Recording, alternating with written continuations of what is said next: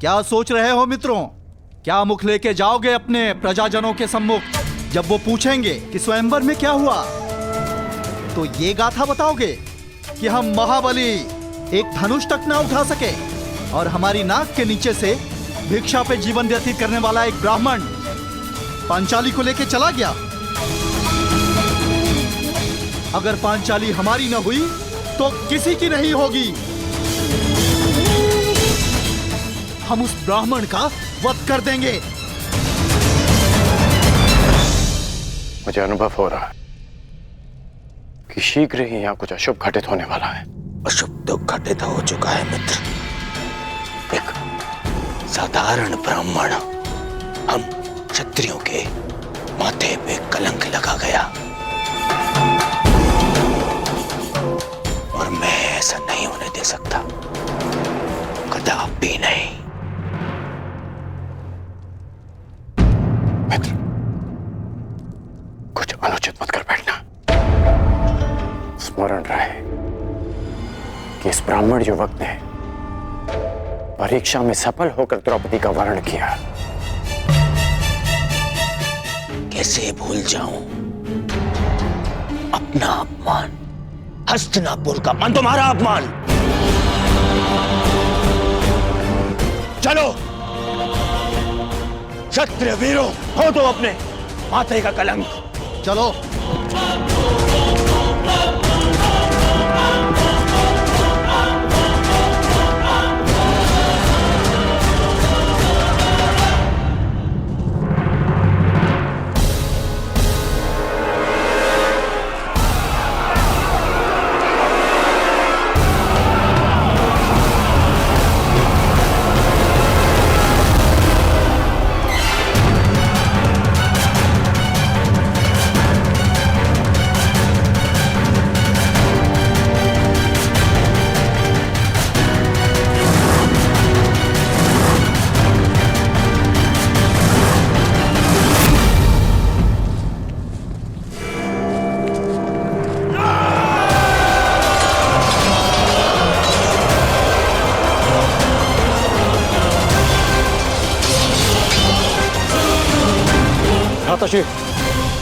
पांचाली को यहां से सुरक्षित ले जाइए। मैं भी युद्ध कर सकती हूँ। मुझे तुम्हारी क्षमता पर संदेह नहीं है पांचाली, परंतु तुम्हें भी अपने वर की योग्यता पर संदेह नहीं होना चाहिए। जब तक मेरी भुजाओं में बाण चलाने की शक्ति और छाती पर घाव सहने की क्षमता, तुम्हें अस्त्र उठाने की आवश्यकता नहीं पड़ेगी।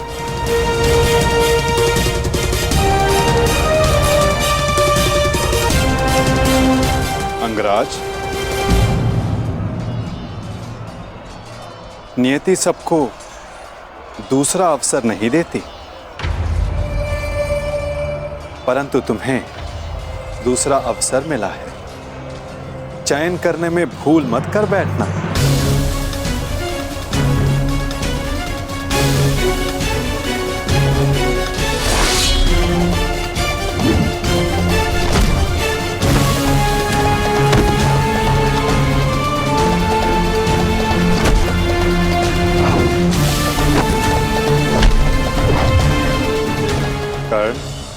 योद्धा का मन सदा युद्ध करने को ललायित रहता है, परंतु जैसे मैंने जरासंध से कहा था कि योद्धा वही होता है जो जब तक हो सके युद्ध को टाले। आपने एक और बात कही थी वासुदेव कि हम सब नियति से बंधे हैं, तो युद्ध होना है तो होगा। हाँ, कारण अवश्य भिन्न हो सकते हैं, कभी तारण तो कभी शंका का निवारण।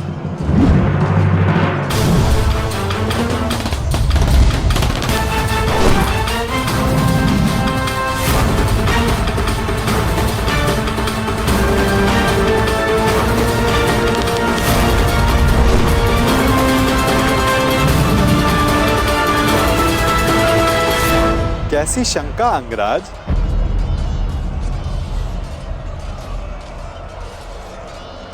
आप तो मेरा मन पढ़ सकते हैं ना वासुदेव,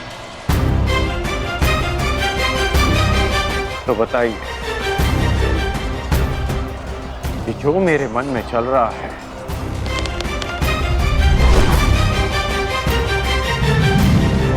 क्या वो सत्य है? सत्य तो कुछ भी हो सकता है अंगराज, बस उसे सिद्ध करने के लिए प्रमाण की आवश्यकता होती है। और तुम्हारे शंका का निवारण का केवल एक ही मार्ग है। तो प्रमाण के लिए ही युद्ध होगा। जिस प्रकार हर मनुष्य एक दूसरे से भिन्न होता है, उसी प्रकार हर धनुर्धारी के बाणों की चाल भी एक दूसरे से भिन्न होती है। हम सब नियति से बंधे, युद्ध होना है तो होगा। हाँ, कारण अवश्य भिन्न हो सकता है, कभी तारण, कभी शंका का निवारण।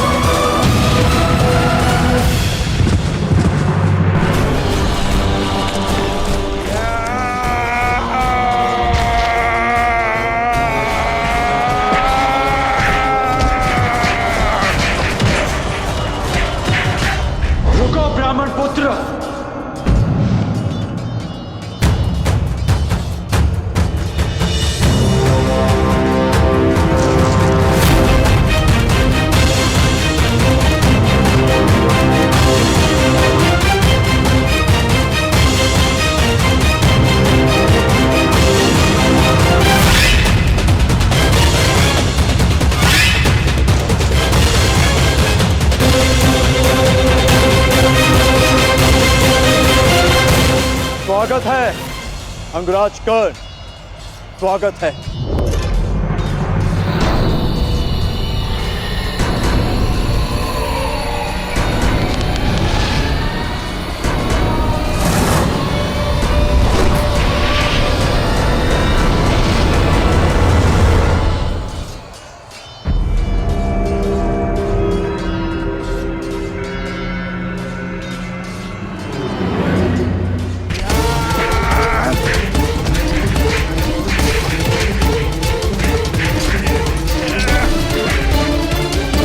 भूखे हो, बड़े भूखे हो ब्राह्मण।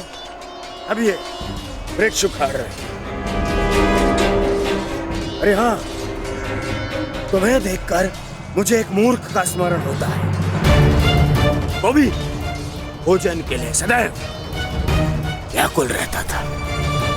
अरे महाकाय ब्राह्मण, बालकों पर क्यों प्रहार कर रहे? आओ, मुझ पर प्रहार करो, आओ। इससे अवसर की तुम्हें कब से प्रतीक्षा कर रहा था।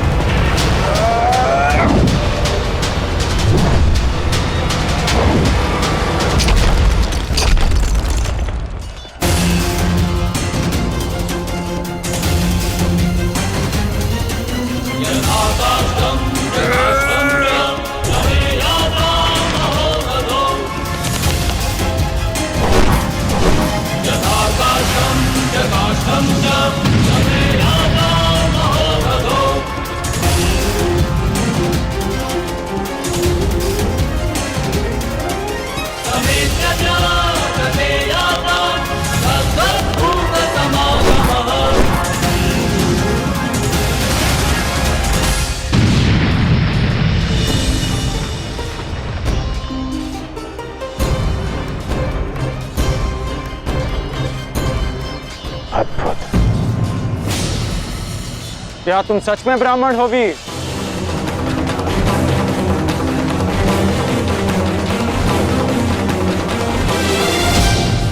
क्या तुम सच में ब्राह्मण हो वीर? सोच लो, कभी कभी असत्य वचन का बहुत भारी मूल्य चुकाना पड़ सकता है। अंगराज, युद्ध में वाणी से नहीं, धनुष से काम लो, अन्यथा यही तुम्हारे अंतिम शब्द होंगे।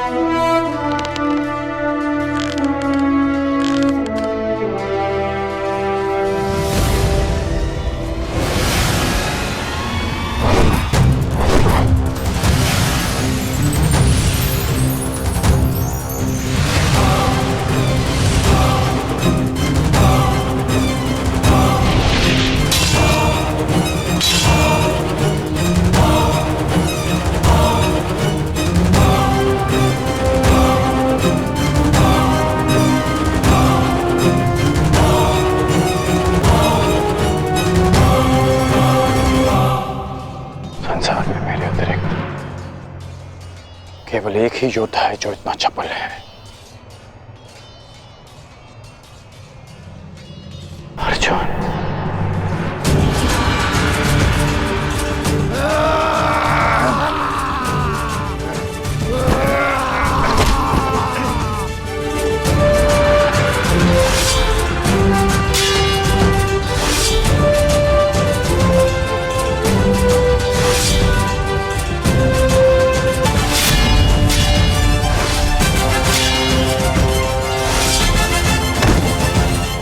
लाक्षागृह से जीवित बच निकले।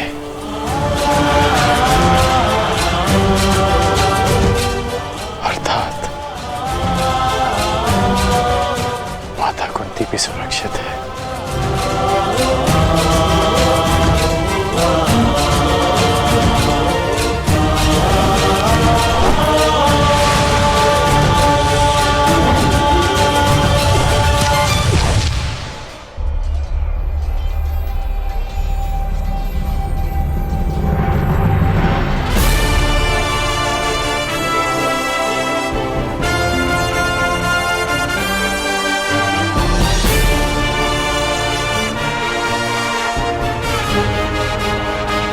मैं समझ गया हूं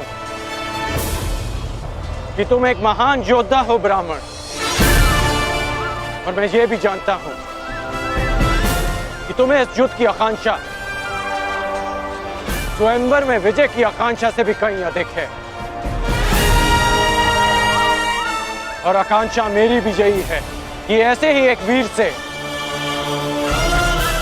अपना अधूरा द्वंद्व पूर्ण करूं। परंतु वो अधूरा द्वंद्व युद्ध भूमि में पूर्ण होगा, किसी अभिमानी के स्वयंवर में नहीं। लंका का निवारण हो गया, अब इस युद्ध का कोई कारण शेष नहीं। मैं तुम्हारे उज्जवल भविष्य की कामना करते हुए इस युद्ध को यहीं समाप्त करता हूं। जाओ ब्राह्मण पुत्र, तुम्हारी माता तुम्हारी प्रतीक्षा कर रही होगी।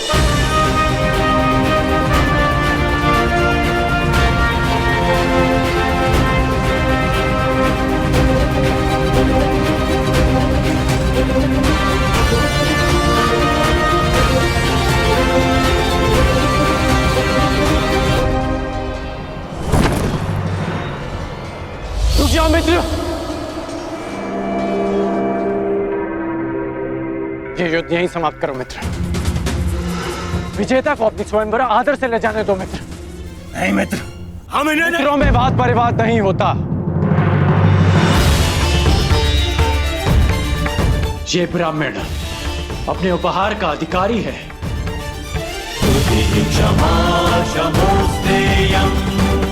जाने दो इसे।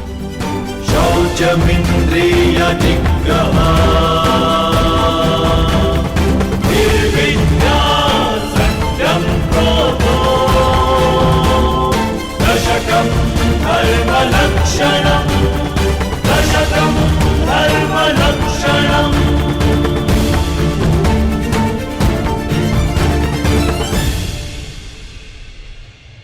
कुंती और पांडव जीवित हैं। मेरे मन से एक बोझ उतर गया। अन्यथा लाक्षागृह की वो अग्नि मेरे मन को सदैव जलाती रहती।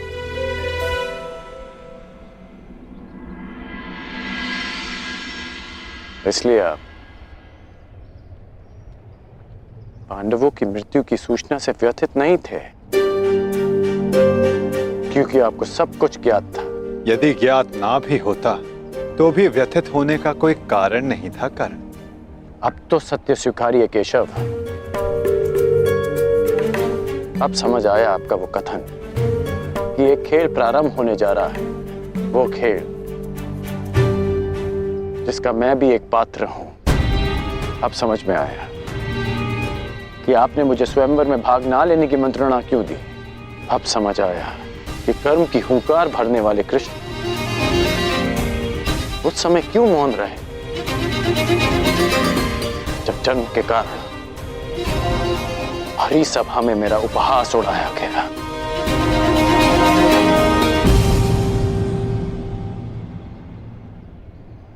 अर्जुन के लिए ही ना नटवर।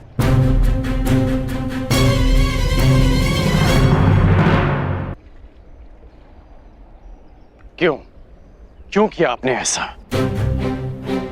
केवल अर्जुन को स्वयंवर में जिताने के लिए? इसलिए आपने ऐसी परीक्षा रखी जो अर्जुन के पक्ष में हो, ताकि वो पांचाली का भंग कर सके। अर्जुन के लिए इतना झुकाव क्यों? उसके लिए मेरा अपमान क्यों? इतना बड़ा खेल क्यों? इतना पक्षपात क्यों? क्यों वासुदेव? क्या तुम ये कह रहे हो कि मैं पक्षपाती हूं मित्र? क्यों? क्या आप नहीं हैं? नहीं कर। मैं अर्जुन के उतना ही पक्ष में हूं जितना तुम्हारे पक्ष में। सत्य कहूं तो मैं सबके पक्ष में हूं और किसी के पक्ष में भी नहीं। ये तो कर्ता पर निर्भर करता है कि वो कौन सा पक्ष चुनता है मित्र। आप कुछ भी कहें, परंतु मुझे ज्ञात है कि ये खेल आप ही ने रचा है। ठीक है, यदि तुम ऐसा मानते हो तो क्या ये नहीं जानना चाहोगे कि मैंने ये सब कैसे किया? नहीं, मैं केवल ये जानना चाहूंगा कि आपने ये क्यों किया। प्रश्न बड़ा विकट है कर्ण। यदि विस्तार से इसका उत्तर दिया तो सुनने में तुम्हारा जीवन छोटा पड़ जाएगा, परंतु तुम्हारे शंका के निवारण के लिए मैं ऐसे संक्षिप्त में बताता हूं।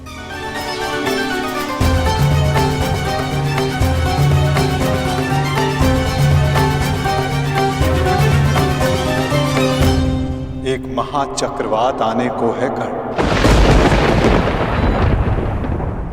ऐसा विकराल चक्रवात जिससे कोई भी सुरक्षित नहीं रह पाएगा।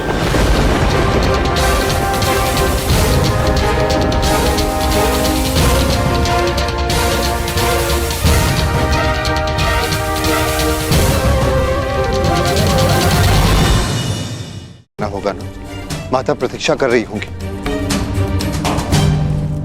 हमारे विलंब से चिंतित हो जाती हैं वो।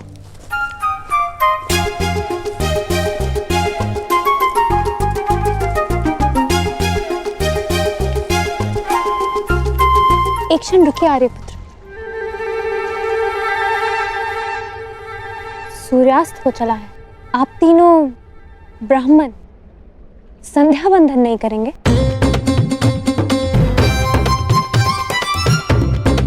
कोई ब्राह्मण किसी भी परिस्थिति में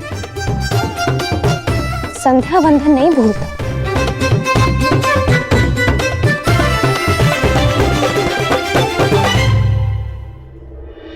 अपना परिचय दीजिए आर्यपुत्र। आपका गोत्र, आपका पंथ, आपका नाम क्या है? आपकी पत्नी जानना चाहती है धनुर्धारी।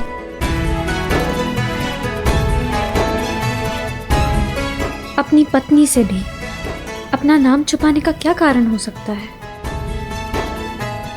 उस पत्नी से जो कदाचित आपको पहचान चुकी है।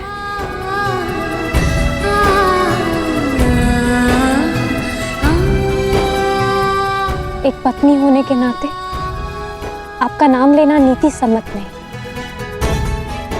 परंतु आपकी आज्ञा हो तो क्या मैं आपका संभावित नाम ले सकती हूँ?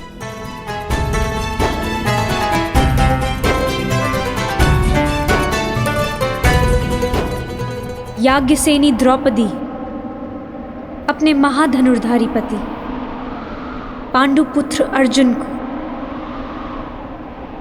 प्रणाम करती है।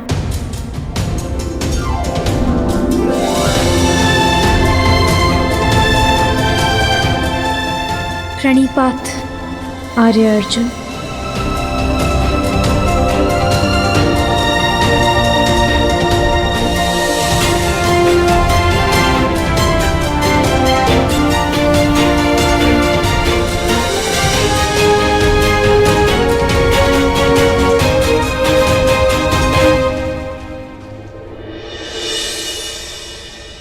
तो आप उस भीषण चक्रवात के लिए सबको तैयार कर रहे हैं? सबको, एक पाषाण को भी और एक पंख को भी। शीघ्र हस्तिनापुर लौट जाओ कर और तैयार रहो, क्योंकि नियति की जो आंधी आने वाली है वो पाषाण और पंख में अंतर नहीं करेगी कर्ण।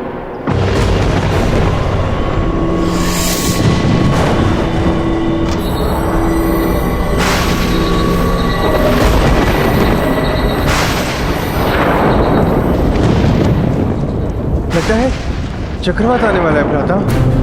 चिंता मत करो नकुल, हम समय पर घर पहुंच जाएंगे। परंतु माता से कहेंगे क्या? कहना क्या है? उन्हें चकित कर देंगे। हाँ, चकित ही सही, परंतु माता के मुख पर मुस्कान तो आएगी।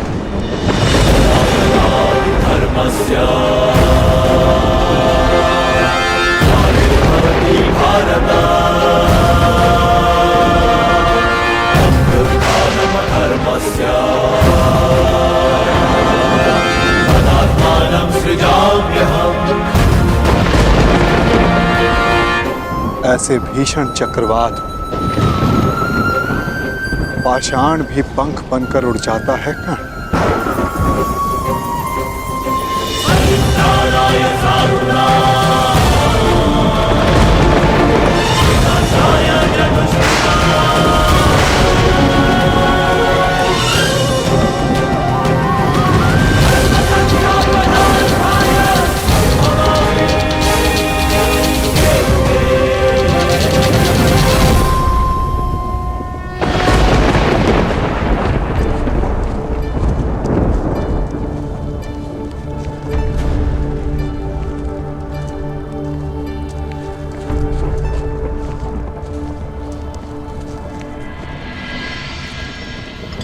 माता देखिए, आज हमने भिक्षा में क्या प्राप्त किया है। देखना क्या है, भिक्षा ही लाए होगे ना। माता श्री, आपको देखना चाहिए, आप चकित रह जाएंगी। आ रही हूँ भीम। शीघ्रता कीजिए माता। ऐसी भी क्या शीघ्रता, जो भी लाए हो तुम पांचों भाई सदा की भांति उसे आपस में बांट लो।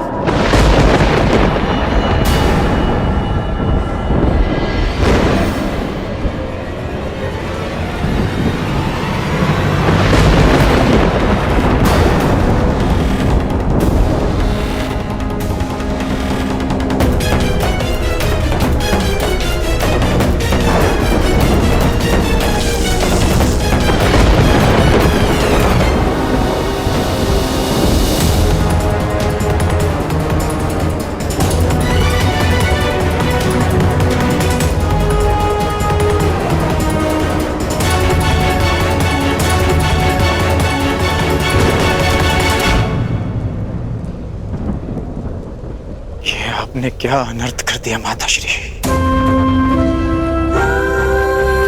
पुत्र, मैंने जो कहा भूलवश कहा।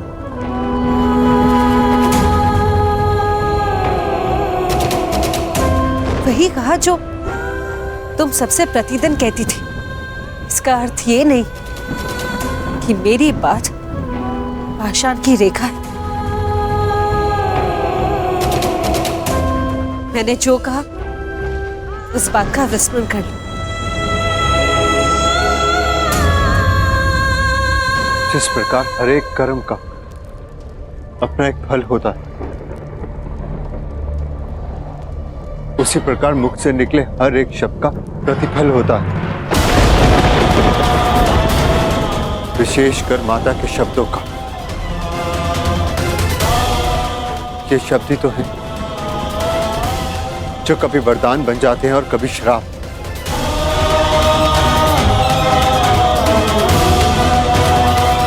माता का वाग्दान माता की आज्ञा है, जो ना तो कभी भुलाया जा सकता है और ना लौटाया जा सकता है।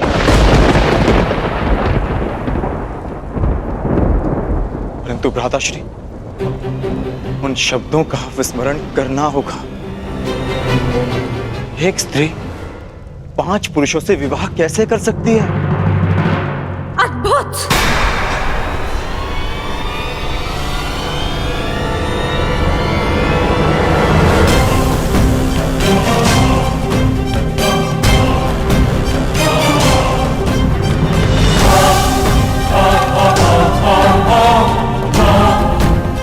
मुझे लगा था कि ये 5 वीर माता के वचनों को हास समझकर टाल देंगे, परंतु उस बात पर हंसना तो दूर, एक मुस्कान तक नहीं है किसी के मुख पर।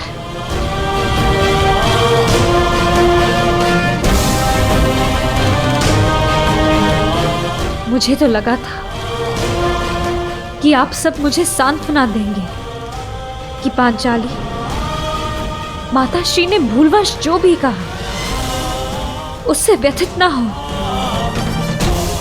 परंतु आप सब ये मंत्रणा कर रहे थे कि 5 पुरुष एक स्त्री से कैसे विवाह करेंगे।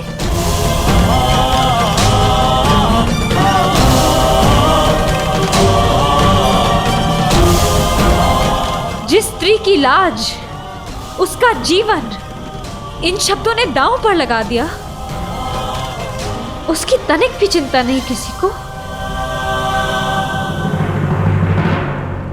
स्त्री को भिक्षा की रोटी समझ लिया आप सबने।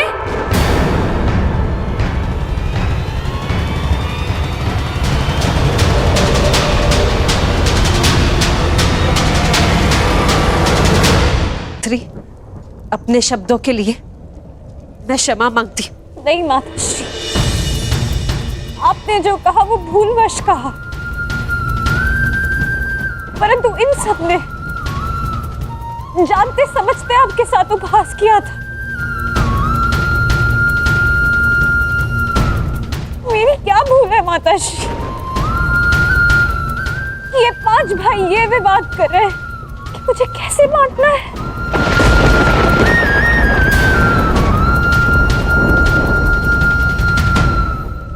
आपने मुझे स्वयंवर में वरा है आर्य अर्जुन, महाधनुष पर प्रत्यंचा चढ़ाकर असंभव लक्ष्य को भेद कर आपने अपनी वीरता तो सिद्ध कर दी, परंतु अपना उत्तरदायित्व नहीं समझा। जिसके बाणों ने आर्यव्रत के समस्त वीरों के बाण काट दिए, वो अपनी माता के वचनों को क्यों नहीं काट सका?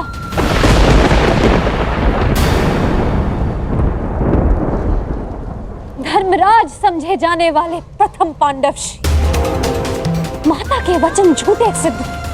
इस अधर्म की व्याख्या आप कर बैठे, परंतु एक स्त्री के मान की रक्षा का धर्म वो नहीं सूझा आपको।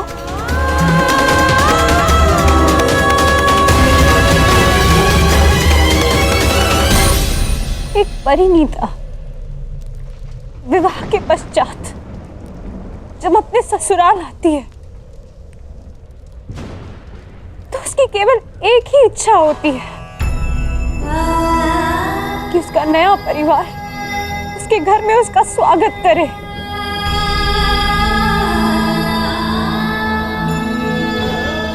परंतु यहाँ मेरा बंटवारा करने पर विचार विमर्श कर रहे हैं आप सब,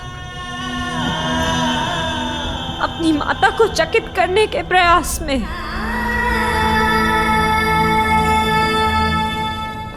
आप सबने मेरा उपहास बना दिया कि अब स्वयं नियति भी मुझ पर हंस रही है। क्या स्त्री एक विजेता का स्मृति चिन्ह है कि एक पल दिखाकर उसे प्राप्त करता है, एक उसे बांटने को कहता है और फिर शेष उसे बांटने की विधि खोजने लगते हैं।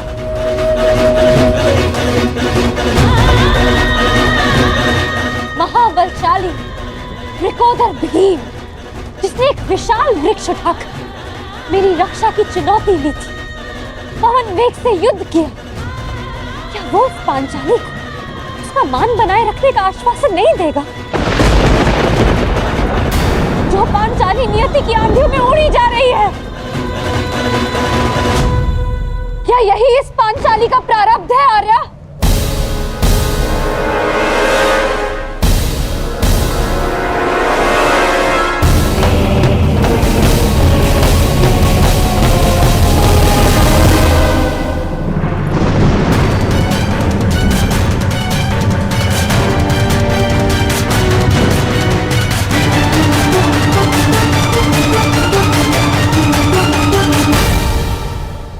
स्वागत है अंगराज कर्ण, स्वागत है। पांचाल से साथ ही निकले थे, यहाँ पहुंचने में बड़ा विलंब कर दिया आपने। मार्ग में कुछ अशुभ घटित हुआ था क्या? नहीं,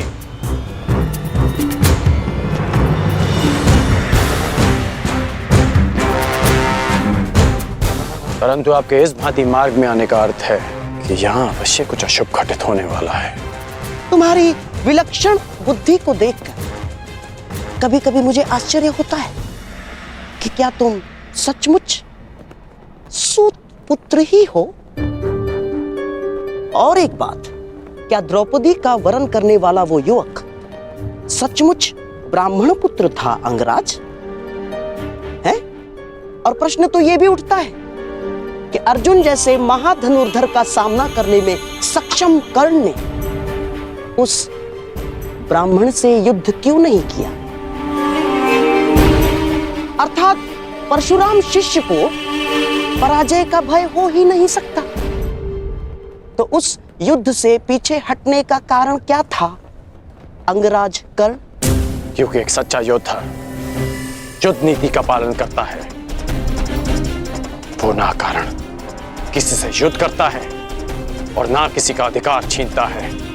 उस युवक ने अपने बल और कौशल से वो स्वयंवर जीता है। परंतु ये बात आप कैसे समझ सकते हैं? क्योंकि हाथों में बांसे रखकर षड्यंत्र रचने वाला एक सच्चे योद्धा का मन नहीं समझ सकता।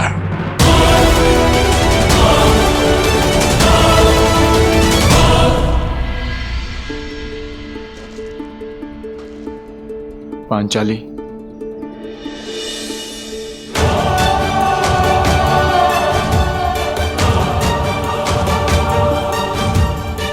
मुझे क्षमा कर दो पांचाली। किसी का मंतव्य तुम्हें ठेस पहुंचाना नहीं था।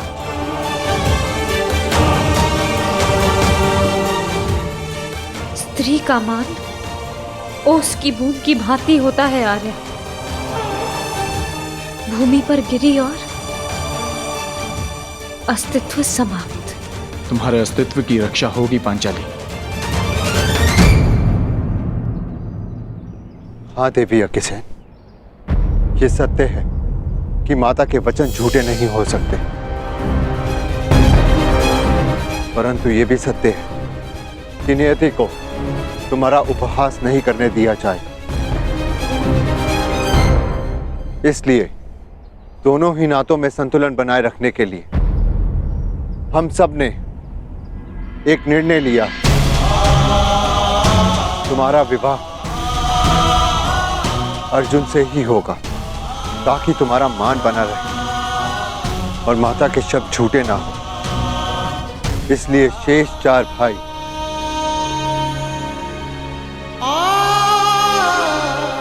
संन्यास लेंगे, संन्यास लेंगे, संन्यास लेंगे।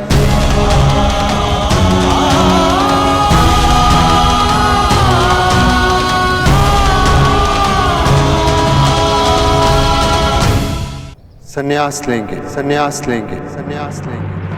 आप 4 वीर संन्यास लेंगे और इतिहास सदैव द्रौपदी को धिक्कारेगा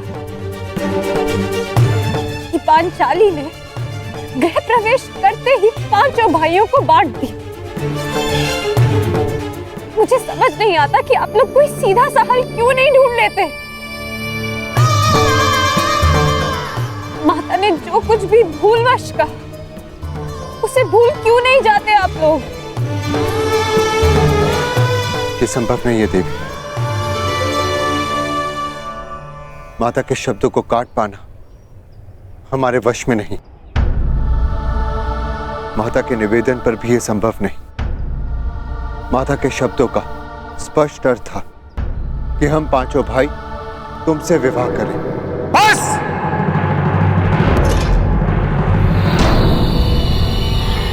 अब एक भी शब्द और मत कहना दुस्साहसी ब्राह्मण।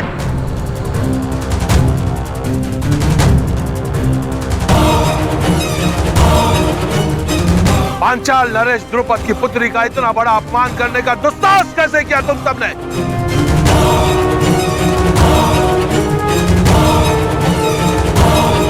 यह तो ईश्वर की कृपा है कि मैं यहां अपनी पुत्री का कुशल क्षेम पूछने आ गया, अन्यथा तुम सब अनर्थ करने जा रहे थे। पुत्री, तुम इसी क्षण पांचाल की ओर प्रस्थान कर रही हो और मैं युद्ध में इन सब का वध करूंगा।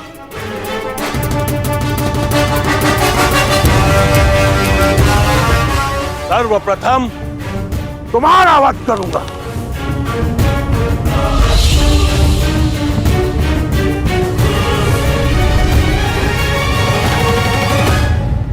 ठहरिए पांचाल नरेश।